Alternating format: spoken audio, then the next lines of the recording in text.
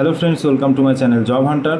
তো ডব্লিউপি এবং কেপিকে টার্গেট রেখে ভারতের প্রধান প্রধান বন্দরগুলি থেকে একটা কোশ্চেন আসলে তার অ্যান্সার করার জন্য যেটুকু ভারতের প্রধান প্রধান বন্দর থেকে তোমাদের জানা উচিত সেই সমস্ত তথ্য আজ আমি তোমাদের সামনে তুলে ধরার চেষ্টা করব। তো প্রথমে দেখো, তোমরা একটা ম্যাপ দেখতে পাচ্ছ ডিসপ্লেতে। এই ম্যাপটার মিডিল বরাবর যদি আমি এখানে দু টুকরো করে দিই, তাহলে দেখো ডান দিকের যে অংশটা রয়েছে এটাকে আমরা ইস্ট বলতে পারি, অর্থাৎ পূর্ব ভারতের বন্দরসমূহ, এবং বাঁ দিকটা হচ্ছে ওয়েস্ট, অর্থাৎ পশ্চিম ভারতের বন্দরসমূহ। এবার দেখো পূর্ব ভারতের বন্দরসমূহের মধ্যে কি কি বন্দর রয়েছে।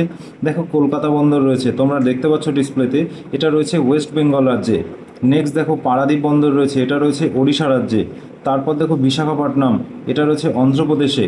তারপর দেখো এন্নোর রয়েছে, এন্নোর রয়েছে তামিলনাড়ুতে। চেন্নাই বন্দর রয়েছে, এটাও তামিলনাড়ুতে। এবং তুতিকোরিন বন্দর রয়েছে, এটাও রয়েছে তামিলনাড়ুতে। তো দেখো তামিলনাড়ুতে তিনটি বন্দর রয়েছে। এবং আমরা যখন ওয়েস্টে আসবো ভারতের, অর্থাৎ ভারতের পশ্চিম উপকূলের যে বন্দরগুলো একটু দেখো নাও। ওপরে রয়েছে গুজরাট রাজ্যে অবস্থিত হচ্ছে কান্ডালা। তো কান্ডালা বন্দর কোন রাজ্যে অবস্থিত? গুজরাটে অবস্থিত। এবং এই কান্ডালা সম্পর্কে এবং এখানে যে কটা বন্দর রয়েছে এই প্রত্যেকটা সম্পর্কে আমরা বিস্তারিত আলোচনা করব এর একটু পরেই। তো নেক্সট দেখো, মহারাষ্ট্রে রয়েছে মুম্বাই বন্দর। তো মুম্বাই বন্দর রয়েছে মহারাষ্ট্র রাজ্যে। তারপর রয়েছে দেখো মারমাগাঁও, মারমাগাঁও রয়েছে গোয়া রাজ্যে। এখানে ছোট্ট একটা রাজ্য, সেটা হচ্ছে গোয়া, ভারতের সব থেকে ছোট রাজ্য। সেই রাজ্যের একটা বন্দর রয়েছে, সেটা হচ্ছে মারমাগাঁও। তো নেক্সট রয়েছে দেখো ম্যাঙ্গালুরু। তো ম্যাঙ্গালুরু রয়েছে কর্ণাটক রাজ্যে। এবং কোচি, কোচি রয়েছে কেরালা রাজ্যে।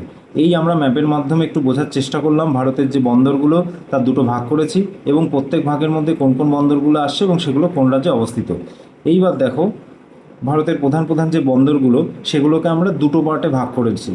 একটা হচ্ছে পূর্ব উপকূলের বন্দর এবং আরেকটা হচ্ছে পশ্চিম উপকূলের বন্দর। দেখো বাঁদিকে তোমরা দেখতে পাচ্ছ পূর্ব উপকূলের বন্দর এবং ডান দিকে তোমরা দেখতে পাচ্ছ পশ্চিম উপকূলের বন্দর।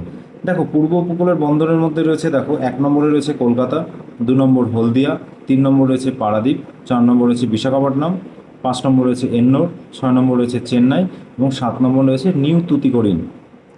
এবার দেখো ডান দিকে আসি, পশ্চিম উপকূলের বন্দর। এই পশ্চিম উপকূলের বন্দরের মধ্যে রয়েছে 1 নম্বরে রয়েছে দেখো কান্ডালা, 2 নম্বর রয়েছে মুম্বাই, 3 নম্বর রয়েছে জওহরলাল নেহরু বন্দর, 4 নম্বরে রয়েছে মারমাগাঁও, 5 নম্বরে রয়েছে নিউ ম্যাঙ্গালোর, এবং 6 নম্বরে রয়েছে কোচিন।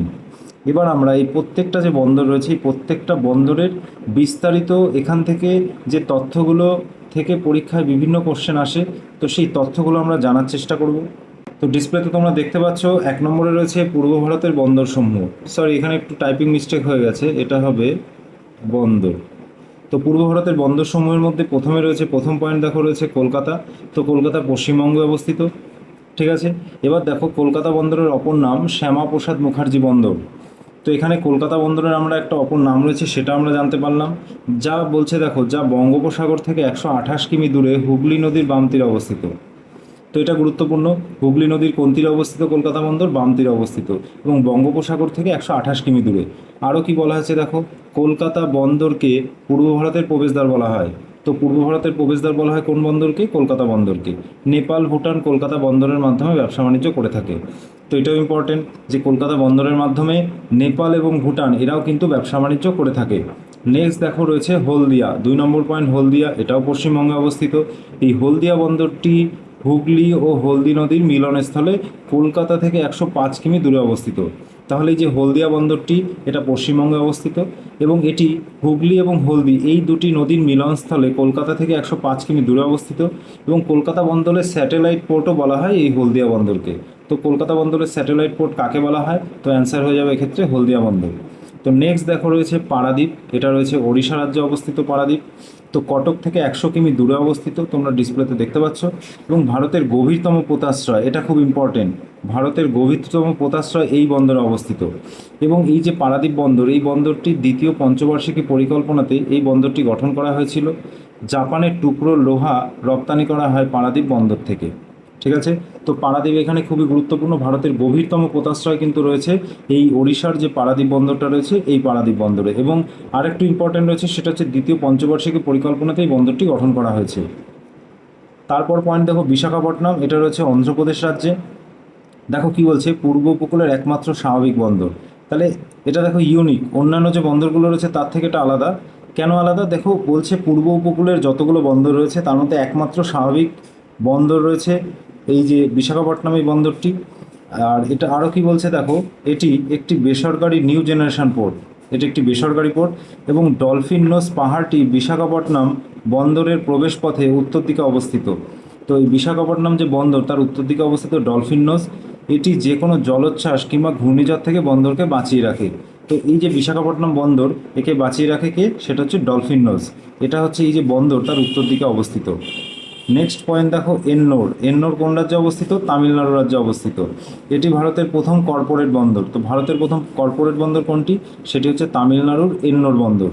এন্নোর বন্দরটির নাম কামারজার পোর্ট লিমিটেড, যা করমণ্ডল উপকূলে অবস্থিত। তো এই যে এন্নোর বন্দর, এর আর একটা নাম রয়েছে, সেটা হচ্ছে কামারজার পোর্ট লিমিটেড, ঠিক আছে, যা করমণ্ডল উপকূলে অবস্থিত। নেক্সট দেখো পয়েন্ট রয়েছে চেন্নাই বন্দর, এটাও তামিলনাড়ু রাজ্যে অবস্থিত।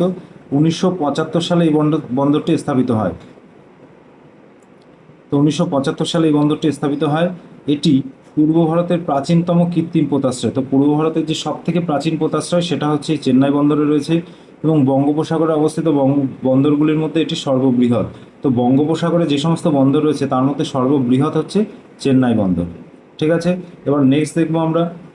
নেক্সট রয়েছে দেখো, তামিলনাড়ু রাজ্যে আরেকটি বন্দর রয়েছে, সেটা হচ্ছে নিউ তুতিকোরিন। এই বন্দরটির নাম, এই বন্দরের আরেকটা নাম রয়েছে, সেটা হচ্ছে ভিও চিদাম্বরানার পোর্ট ট্রাস্ট। এই বন্দরটির মাধ্যমে শ্রীলঙ্কার সঙ্গে ব্যবসা বাণিজ্য হয়। তো এটা দেখো ইউনিক। তো শ্রীলঙ্কার সঙ্গে ব্যবসা বাণিজ্য হয় কোন বন্দরের মাধ্যমে? সেটা হচ্ছে তামিলনাড়ুর তুতিকোরিনের মাধ্যমে। এই গেল আমাদের পূর্ব ভারতের যে বন্দরসমূহ রয়েছে সেগুলো সম্পর্কে আমরা বিস্তারিত আলোচনা করলাম। এইবার আমরা আলোচনা করব পশ্চিম ভারতের যে বন্দরসমূহ রয়েছে সেই সম্পর্কে আলোচনা করব। দেখো পশ্চিম ভারতের যে বন্দর, গুজরাটে রয়েছে কান্দালা, ঠিক আছে। এই কান্দালা বন্দরটা রয়েছে গুজরাট রাজ্যে অবস্থিত। এই বন্দরের অপর নাম হচ্ছে দীনদয়াল পোর্ট। তো দীনদয়াল পোর্টের অপর নাম কি? কান্ডালা বন্দর, ঠিক আছে। এটা গুজরাট রাজ্যে অবস্থিত। এই বন্দরের মাধ্যমে মধ্য এশীয় ও ইউরোপীয় দেশগুলির সঙ্গে ব্যবসা বাণিজ্য করা হয়। তো মধ্য এশীয় এবং ইউরোপীয় দেশগুলির সঙ্গে ব্যবসা বাণিজ্য করা হয় কোন বন্দরের মাধ্যমে? কান্ডালা বন্দরের মাধ্যমে। এটি একটি শুল্কমুক্ত বন্দর। তো এই যে কোশ্চেনটা এখান থেকে ডব্লিউবিপিতে কিন্তু একবার কোশ্চেন এসেছিল যে ভারতের একটি শুল্কমুক্ত বন্দর, তো সেটা হয়ে যাবে গুজরাটের কান্ডালা। নেক্সট পয়েন্ট দেখো, মুম্বাই বন্দর। মুম্বাই বন্দর মহারাষ্ট্রে অবস্থিত। বলছে ভারতের বৃহত্তম বন্দর। তো ভারতের বৃহত্তম বন্দর কোনটা? সব থেকে বড় হচ্ছে মুম্বাই। আর পূর্ব ভারতের যে বন্দরগুলো রয়েছে তার মধ্যে বৃহত্তম হচ্ছে চেন্নাই বন্দর। নেক্সট দেখো, এই বন্দরের অপর নাম মুম্বাই পোর্ট ট্রাস্ট। এই বন্দরটি সুরাট সমুদ্র বন্দরের বিকল্প হিসাবে ব্রিটিশরা 1672 সালে স্থাপন করে। এটি আরব সাগরের কোঙ্কণ উপকূলে অবস্থিত। দেখো ব্রিটিশরা এটা তৈরি করেছিল সুরাট বন্দরের বিকল্প হিসাবে এবং এটি আরব সাগরের কোঙ্কণ উপকূলে অবস্থিত। পরের পয়েন্ট দেখো, জওহরলাল নেহরু বন্দর। এটাও মহারাষ্ট্র রাজ্যে অবস্থিত। এই বন্দরের অপর নাম নবসেবা বন্দর। তো এটা গুরুত্বপূর্ণ। এই বন্দরটি মুম্বাই বন্দরের বিকল্প হিসাবে গড়ে তোলা হয়। যেমন কলকাতা বন্দরের বিকল্প হিসাবে হলদিয়া বন্দর গড়ে উঠেছে, তেমনি এই যে মুম্বাই বন্দর, সেই মুম্বাই বন্দরের বিকল্প হিসাবে এই জওহরলাল নেহরু বন্দরটা গড়ে তোলা হয়েছে। এটি ভারতের বৃহত্তম কন্টেনার বন্দর। দেখো এটা ইম্পর্টেন্ট, ভারতের বৃহত্তম কন্টেনার বন্দর কোনটি? সেটা হচ্ছে জওহরলাল নেহরু বন্দর, যেটা মহারাষ্ট্রে অবস্থিত। এই বন্দরের চারিদিকে দেখো রয়েছে এলিফ্যান্টা গুহা। একে মুম্বাই বন্দরের টুইন পোর্ট বলা হয়। তো এখান থেকে কোশ্চেন আসতে পারে মুম্বাই বন্দরের টুইন পোর্ট কোনটা? সেটা হচ্ছে জওহরলাল নেহরু বন্দর। নেক্সট দেখো, মারমাগাঁও রয়েছে গোয়া রাজ্যে অবস্থিত। এই বন্দরটি গোয়া রাজ্যের জুয়ারি নদীর মোহনায় অবস্থিত এবং এই বন্দরের মাধ্যমে এত বেশি লোহা রপ্তানি করা হয় যে একে লোহা রপ্তানিকারক বন্দর বলা হয়। তো সব থেকে বেশি ভারতের যে বন্দরগুলো রয়েছে তার মধ্যে সব থেকে বেশি লোহা রপ্তানি করা হয় এই মারমাগাঁও বন্দরের মাধ্যমে, যেটা গোয়া রাজ্যে অবস্থিত। নেক্সট দেখো, কোচিন রয়েছে কেরালায় অবস্থিত। কেরালা রাজ্যে অবস্থিত কোচিন বন্দর। তো কোচিন বন্দরে ভারতের বৃহত্তম শিপইয়ার্ড রয়েছে। তো ভারতের বৃহত্তম শিপইয়ার্ড রয়েছে কোন বন্দরে? সেটা হচ্ছে কেরালার কোচিন বন্দরে। একে দক্ষিণ পশ্চিম উপকূলের প্রবেশদ্বার বলা হয়। তো দক্ষিণ পশ্চিম উপকূলের প্রবেশদ্বার কোন বন্দরকে বলা হয়? সেটা হয়ে যাবে কোচিন বন্দর, যেটা কেরালা রাজ্যে অবস্থিত। তো ভিডিওটা তোমাদের কেমন লেগেছে সেটা তোমরা কমেন্ট করে জানাতে পারো, অথবা ভিডিওটা যদি ভালো লাগে তোমরা একটা লাইক করে দেবে। আর এরপর তোমরা কোন বিষয়ের ওপর নোটস পেতে চাও তার জন্য তোমরা কি করবে, আমাকে সেটা সাজেস্ট করতে পারো কমেন্টের মাধ্যমে। এছাড়া জব রিলেটেড বিভিন্ন ইনফরমেশান পেতে তোমরা যারা নতুন রয়েছে তোমরা চ্যানেলটিকে সাবস্ক্রাইব করে রাখো। আর আমি সুবীর দাসের যে ম্যাথ বুক রয়েছে সেই ম্যাথ বুক ধীরে ধীরে কমপ্লিট করার চেষ্টা করছি। 2-3টে চ্যাপ্টার কমপ্লিট করা হয়ে গেছে, তোমরা সেগুলো প্লেলিস্টে গিয়ে দেখতে পারো। ডব্লিউবিপি প্রিভিয়াস ইয়ারের যে কোশ্চেন সেগুলো তোমরা প্লেলিস্টে গিয়ে দেখতে পারো। আশা করি তোমরা ভালো আছো এবং ভালো থাকবে। আজকের ভিডিও এখানেই শেষ করছি।